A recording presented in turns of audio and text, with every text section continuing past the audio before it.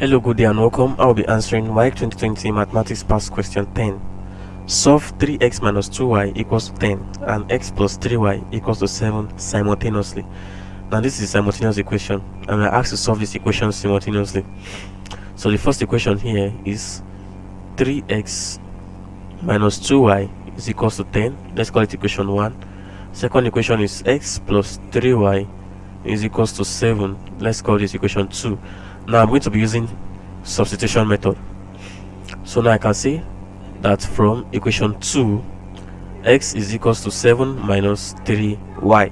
So therefore I will substitute 7 minus 3y for x in equation 1, and then in equation 1 I will be having, wherever I see x now, I put 7 minus 3y. So from equation 1 I'll be having 3 into x now is 7 minus 3y. 7 minus 3y minus 2y is equals to 10. Opening the brackets, 3 times 7 will give us 21, minus 3 times y will give us 9y, minus 2y is equals to 10. So from here I will have 21 now, minus, bringing 10 here, we'll have minus 10 is equals to, now taking this, I'll have 9y plus 2y. So therefore 11 is equals to 11y. Divide both sides by 11. 11 cancel 11 will give us 1 is equals to 11 cancel 11, we have y. So y is equals to 1.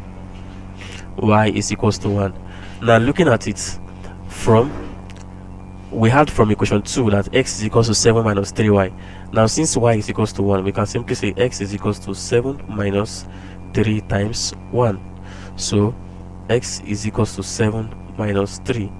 X is equals to 4. So therefore x is equals to 4 and y equals to 1, and that is option D. Thank you, and ensure subscribe to the channel for more videos and past questions.